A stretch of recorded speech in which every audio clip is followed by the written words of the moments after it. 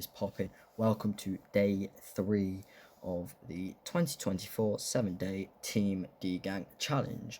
Now, today, as you probably saw if you see my Instagram, today is the Doctor Who Christmas special review. So, without wasting any time, let's get straight into it.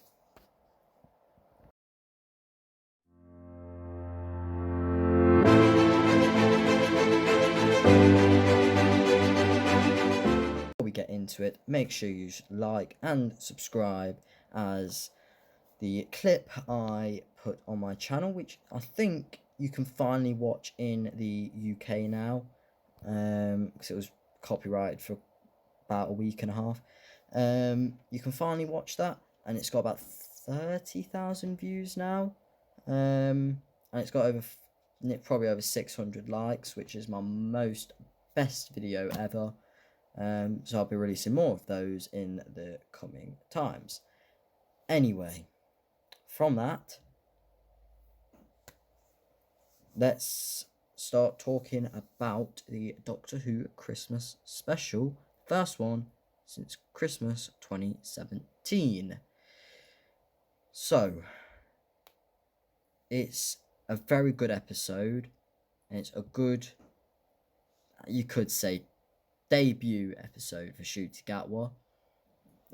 It's got like a musical-esque to it, which I personally don't like, but Ncuti Gatwa and Millie Gibson voices for that are brilliant. So as long as RTD don't go overusing it, then that's a good thing. And it can also bring in a whole new audience, which would be the audience who likes musicals, who likes part musicals, whatever they're called. Yeah. So, I missed the first bit of the episode because reasons. So, like I just said, I missed the first bit of the episode, but I've rewatched the first bit. So, yeah, I think the opening was good. The title sequence was still the same as the 60th, but I love that title sequence. But they shouldn't keep that same title sequence for many years, otherwise they might need to adapt it sometimes. Like with this one, they could have added like a Christmas tinge to it, like they did, like what they did with Peter Capaldi's ones. They added like a Christmas effect to it, but other than that, title sequence fine. The introduction to Ruby Sunday and how they met at a party, I like that. And also the added scene, which obviously they only filmed not too long ago. You had like filming pictures and everything of Ncuti Gatwa stepping outside of a snowman head. I am so glad, and loads of other Doctor Who fans are so glad that they added that in, because before that we didn't really see much of Ncuti Gatwa's Doctor in that episode. So I'm glad, and that did add more depth, and it did remind me, I'm not sure about anyone else, but it reminded me of in the Waters of Mars, when the Doctor's getting questioned about his name, rank, and other stuff. He says, the Doctor, fun. But then in this episode, Ncuti Gatwa kind of remixes that, and can't remember what he says, but he remixes it, and yeah, I do like his fun and energetic take on the Doctor compared to the 60th version of David Tennant, wondering who the hell he was and is. Again, problem is, this is more of a thing with David Tennant. I don't know why his Doctor stuck around, but if you want to know more about that, go hop over to my 60th anniversary Christmas special review. There'll be a few videos down, and then I'll explain my views on that. So, to add on to what I've been saying, and then we got Ruby Sunday walking home and the TARDIS in the way. So, yeah, and everything seemed to be a coincidence, which was the main thing of the episode. I didn't like how the goblins. Actually, no, I'll come to that in a minute. So yeah, then Ruby Sunday went into a apartment thing, and then we find out that Millie Gibson's Ruby Sunday is adopted. So you don't know who her real parents are, and as we find out, I think it was also at the beginning of the episode. But like I said, I can't fully remember what the episode was. But definitely at the end of the episode, we see her getting dropped off at a church, which I presume that's the church on Ruby Road, which that's quite literally the title of the episode. And yeah, I sort of like that, and parents are sort of a mystery. People have speculated that the person dropping Ruby off could be Jodie Whittaker's doctor, but I don't see how that would tie in. Could be River Song, people have said. It could be like River Song's daughter. I could see that happening. It could quite literally be Ruby Sunday dropping off Ruby Sunday. So then her parents are still a mystery, which personally I would love that plot twist. It would kind of cause I believe that would cause a paradox, but I mean, Doctors had many paradoxes, and let me guess, this time the Krillitane will show up, but then all the other times the Doctors create paradoxes, they ain't. Are they called Krillitane? No, that's the thing with Squirrel Union. No. The thing from Series 1, not the Krillitane. I think they're from Series 2. Anyway, we're getting sidetracked. Well, I'm getting sidetracked, but so let's continue. So she went into her apartment. We find out that she's adopted, and then can't remember. But then they meet the doctor again.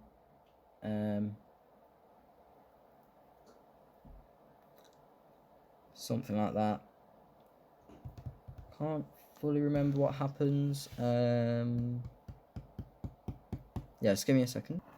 So I've just looked up. I couldn't find the full episode, but I just found out at the start of the episode. The Shooty Gatwa's doctor was wearing his first outfit we saw him in leaked pictures, and pictures Doctor Who BBC reviewed themselves.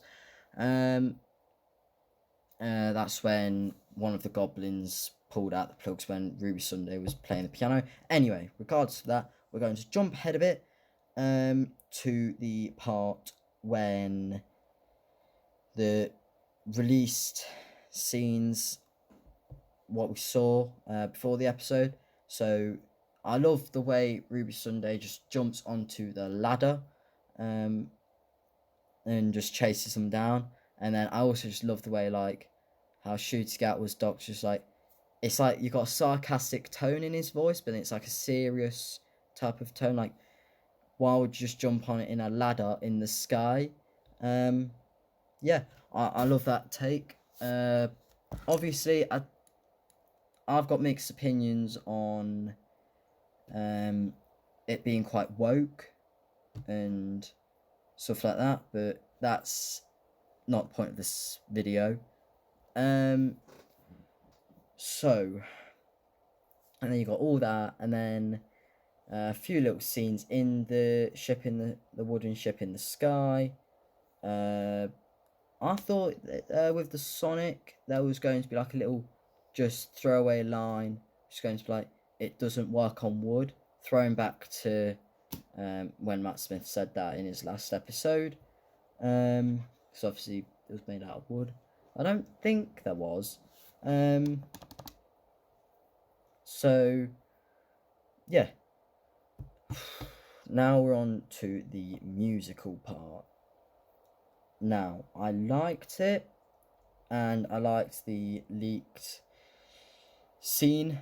I did kind of think it wasn't necessary, but then again, it was a fun scene, and it was Christmas, so you kind of needed a fun scene. It can't all be serious at the end of the day.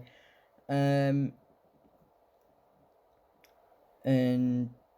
then you move on to the scene that I uploaded. I think I uploaded that on Christmas Day, actually, or Boxing Day. It was one of the two. I think it was Boxing Day. You move on to that scene, and yeah, like I was saying earlier, their voices are perfect for singing. Hence why I uploaded that on YouTube, not knowing it would do actually that good. I thought it would get over 1,000 views, but not nearly 30,000 views, and getting me up to over 150 subscribers, which, going on to that point, I am so thankful for over 150 subscribers.